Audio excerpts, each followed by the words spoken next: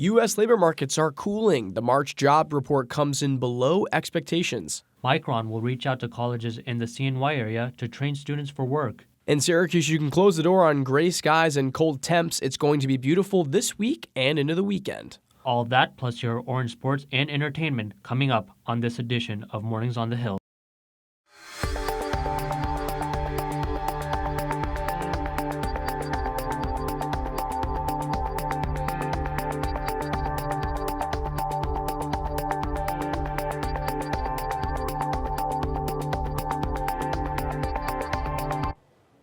Good morning, I'm Carson Fowler. And I'm Cyril Cray. Thanks for joining us this morning. We first go to our weather reporter, Cheyenne Johnson, who's outside with a look at today's weather. Cheyenne, is it time to pack up those parkas and winter jackets? On today's weather, it's a beautiful day outside in Syracuse, New York. It feels like it's 57 degrees, but feels like 71. And I must say, it might be time to hang up those coats. It gets even better later this week, and I'll be giving you the latest forecast in the studio. Sarah, it is certainly going to be a super gorgeous day this week, am I right? And the rest of the week, 50 degrees, maybe 70 later in the day, like Cheyenne said. Absolutely gorgeous. Absolutely. I'm looking forward to going outside, and I'm looking forward that I don't have to wear a jacket anymore. Oh, absolutely, absolutely. Now let's take a look at our top story.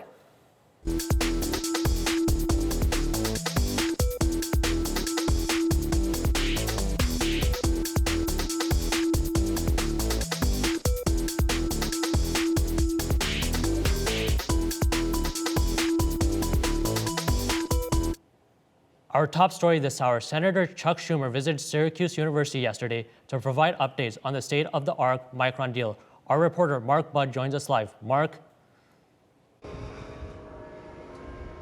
That's right, Cyril. Senator Schumer arrived at the National Veterans Resource Center in a positive mood to discuss the correlation between Micron and universities. It was easy. This is such an amazing project with such future. I mean, chips are the whole, semiconductor chips are the whole world. Schumer was one of 7 speakers to speak at the National Veterans Resource Center at Syracuse University, which will be among the schools that Micron reaches out to for work of their students. Micron will be reaching out to these universities and community colleges and tell them, here's the workers we need.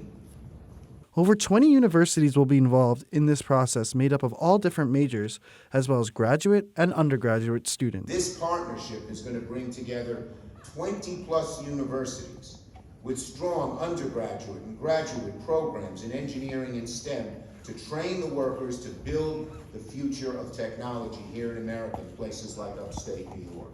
While President Biden wasn't in attendance yesterday, he was in central New York this past October when the formal announcement was made at Onondaga Community College. While Schumer had a lot to say about the relationship between universities and Micron, one question still remains. What's next? When will this building be made? Our Wanchi Zhang has more. So, in addition to what Mark just says, Micron technology executives also had another town hall meeting on Monday, and it gives more updates on the $100 billion project and its timeline. Onondaga County Executive Ryan McMahon says the county is working on preparing the site. He says the project's latest timeline, which could bring visible movement at the White Pen Commerce Park as soon as next week. But we went through a process that was a site selection process where we put together the greatest bipartisan site attraction team to compete and added in our partners from the business community with Center State CEO and MACNY and the universities, all to tell the story why we are unique and special for this investment. And then we were successful. And that site selection process now goes to an execution process. The county has received the needed federal guidance, and Micron has also received to apply for grant money through the CHIPS and Science Act, which marks an important step for the development of manufacturing. That we're sticking with it. We didn't just have one announcement and we're going away. We're going to be here day in, day out, week in, week out, until this chip fab is the greatest producer of memory chips in the world.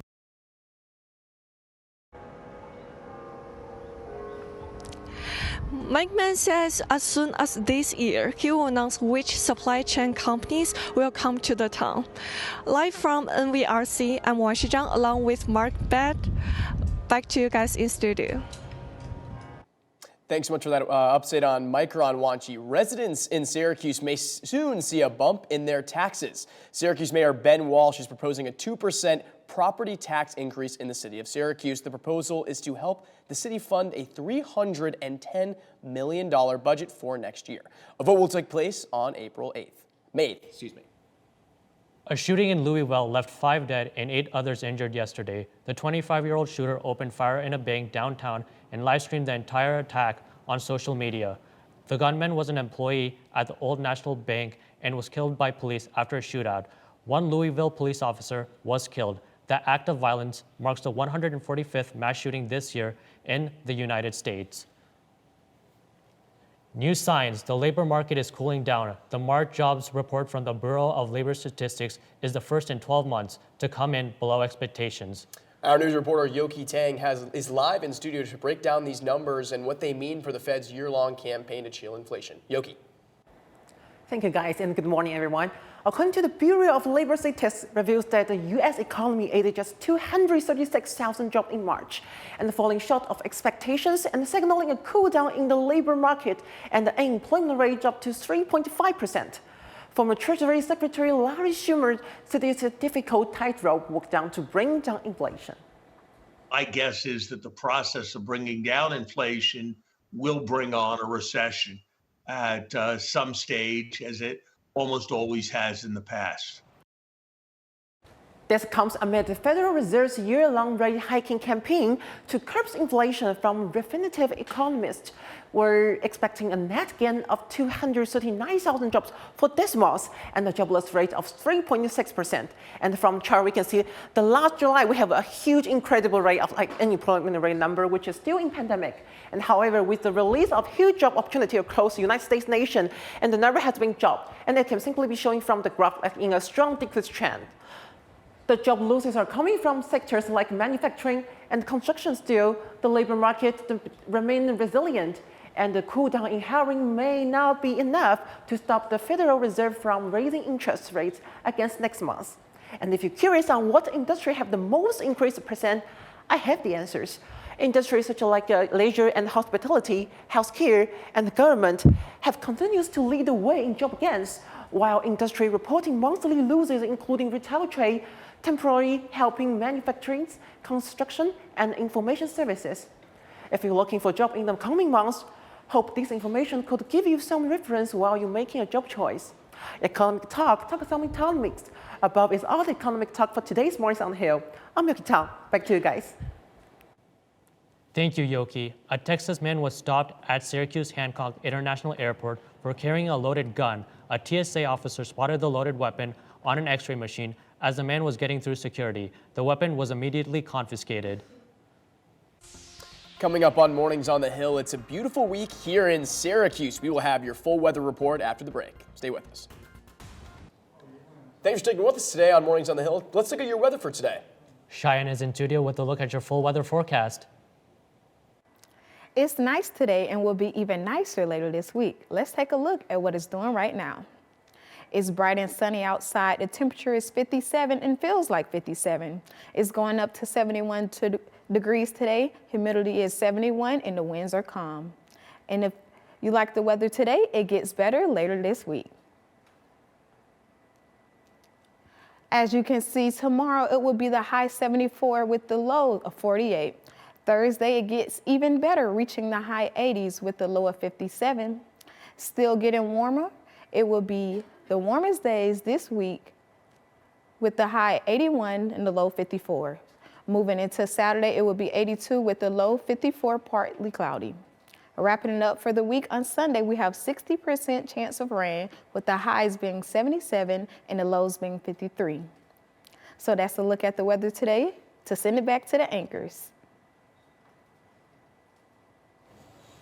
A very unusual contest took place at Polish Home this past Saturday. 70 years ago, people used to grow out this during Lent, one of those mustaches. Any ideas? Polina Shimanova joins us live to give us the right answer.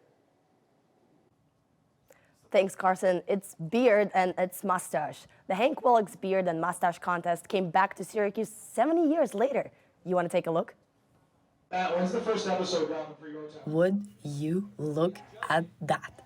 It's the 70th anniversary of Willick's Beard and Mustache Contest. But who was Hank Willick? Well, my grandfather was an all-star athlete here in Syracuse, New York, and he used to bowl here. So that was part of what the philanthropy that he did do, is he would sponsor local teams. They decided to have a mustache contest over Lent. So the men got together, they paid 50 cents a week as dues, and they grew mustaches from shaved face to a full mustache. However, after COVID, it needs a major repair. That's why all the money made from the contest will be donated towards the reconstruction. Saw that this was a fundraiser for a bowling alley. It's like, why not do a bowling alley theme? And the best thing was to find they had a t-shirt that said, "The best bowlers have beards." Wait, women can participate too? Absolutely. Anne Ruggieri is a winner of Whiskerina category. She took home the most valuable prize. But how do you even judge such a variety of beards and mustaches? We will sit down with a guideline for each one of the categories and score the different contestants as they come through. There will be a reference to the category, but you want to look at not only their facial hair, but how they present themselves as well. Well, being at Polish Home all day accidentally made me participate in the contest. I've got the best realistic beer award among Whiskerinas. Well, folks, if I spark your interest, the next contest is already scheduled for April 6, 2024. For Mornings on the Hill, I'm Polina Shimanova. Thank you, Polina. Those were quite the mustaches. April 11th is a special national day that celebrates a special family member that gives them all the joy. Mornings on the Hill reporter Jeremy Lynch tells us more about this special day. Jeremy?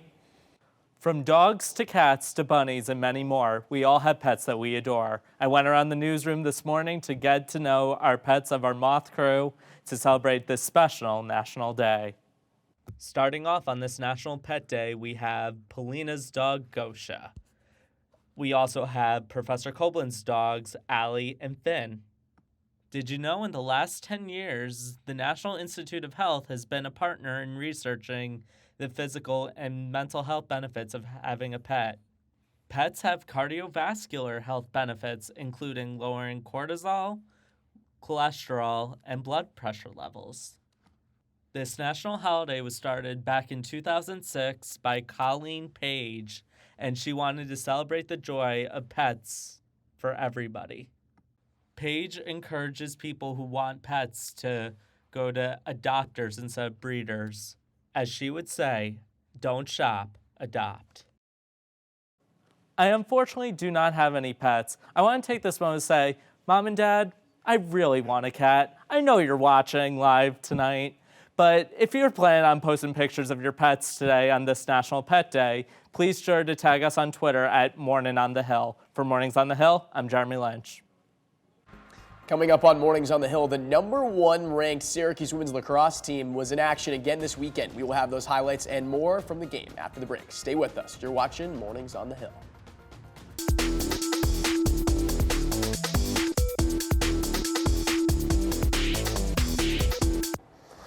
Good morning, I'm Matt Hassan with your Orange Sports Update here on Mornings on the Hill.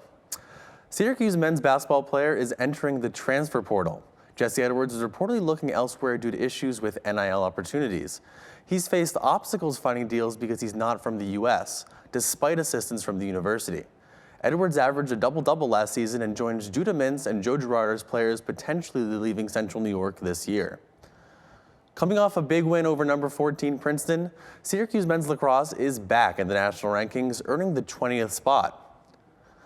11 different players recorded points in SU's first-ranked win of the season over the Tigers. Now the Orange are preparing for a clash against number 12 North Carolina this Saturday. Syracuse lost to the Tar Heels at the Dome 6 weeks ago. Syracuse women's lacrosse is now 14-0 after a dominating win over number 19 Clemson last weekend. But they're about to dive into the hardest part of their schedule with just 2 games left. The Orange have a trip to North Carolina on tap this weekend, where they'll face the number 5 Tar Heels. Then a week from that, they'll welcome 7th-ranked Boston College for a matchup at SU's soccer stadium. That was just recently changed. Goalie Delaney Schweitzer and attacker Olivia Adamson explained the team's attitude going into this tough stretch. I think we've been preparing for games like that the entire year, and we have a lot of time to prepare for these games, which is going to be awesome. But we're really pumped up for those 2 games. I know we've had them circled on our schedule, so we're just going to keep bringing it every day to practice, and we know. That's it, yeah. We're just excited to compete against the best teams in the country. Let's go to the Diamond. Syracuse softball defeated NC State in this past weekend series, with 1 freshman making history. Our Cole Kirst has more in this performance. Cole? What a day. It's spring here in the Cuse, and you know what that means. It's softball season. This past weekend, the Cuse took on NC State, and 1 freshman pitcher by the name of Madison Knight threw a no-hitter. It was the 11th all-time for the Cuse and part of an incredible performance. The 2-2 into right field. Madeline Lopez is there. And how about the Orange? Offense erupting, pitching dealing. And this game ends a couple innings early, 8-0. Your final from Skytop. It all started on Thursday with Syracuse ace Madison Knight, leading the Orange, striking out 7 in 6 innings, bolstered a W for the Cuse. Knight said, though, it's all about the collective group. It's just the team. I can't be a part of a better team. They want the best for me. They want the best for everyone, and they really just were behind me the whole game, and I give all the credit to them. The series continued with the Wolfpack fighting back, hitting bomb after bomb in Game 2 of the series. How about this one from Gracie Roberts? A-B, see you later. She gets her first hit of the season going yard to help defeat the Cuse 3-2. But it was the firepower from the Syracuse bats in Game 3, including Kelly Breen, who sent this shot over the left field wall, crushing the scoreboard to ensure Knight's performance on the mound and send the Cuse home with a victory. Kelly Breen. Knight has been a huge playmaker all season for the Cuse, especially in her freshman season. She tied her career high in strikeouts with 7 this past weekend and hopes to keep on this mindset and her playmaking ability against Albany on Wednesday tomorrow in a doubleheader starting at 2 at Albany.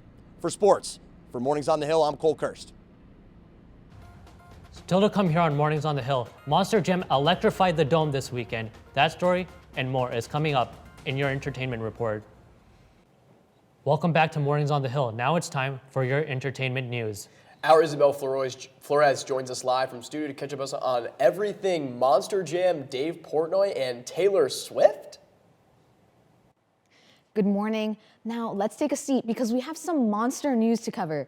First off, Dave Portnoy, owner of Barstool, decided that he likes upstate New York so much that he purchased a $1.4 million home to be closer to the area. Depending on who you are, you either love or hate that piece of news. He will also be hosting Bar Crawl here in Syracuse before the end of the spring semester. Now, news of Taylor Swift's alleged breakup with Joe Alwyn has rocked the world of Swifties everywhere. And to be honest, I can't blame them. Personally, I thought they'd end up together forever. But let's pause for a second. The key word here is alleged. Neither Swift or Alwyn have confirmed any of the rumors, so it's not too late to give up on love just yet. And of course, whether the rumors are true or not, it's always important to show support for both parties, especially during this time. So basically, don't be a hater. But now, Monster Jam made it to the JMA Wireless Dome this weekend, and it was wild. I actually grew up watching it with my dad when I was younger. Shout out to my dad. So seeing these trucks in person had me feeling pretty starstruck.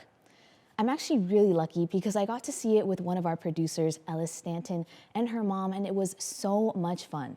We got to see icons like Gravedigger too, and I will never forget how, I just can't get over how competitors make driving those 12,000 plus pound monster trucks look so easy. I mean, look at that. I mean, I've never even seen these kinds of things before. It's a whole backflip. And I mean, look at these donuts. They look good enough to eat. But of course, Monster Jam wouldn't be Monster Jam without a bit of destruction, but it's okay. I mean, no one was hurt in any of these stunts, at least physically. Now, I literally just can't get over how amazing this Monster Jam show was.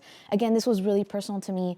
I never ever got to see Monster Jam live, and seeing the dome this packed full of people was also really heartwarming. I mean, there were so many families there enjoying with their kids, even grandpas, grandmas. It was just amazing to see all of this happening. But that's gonna wrap it up for your entertainment news this lovely Tuesday morning. For Mornings on the Hill, I'm Isabel Flores. Carson and Searle, back to you.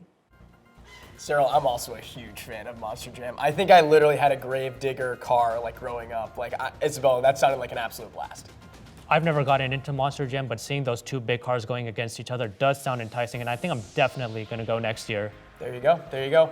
Well, that's going to do it for us this Wednesday here on Mornings on the Hill. I'm Carson Fowler. Follow us on social media.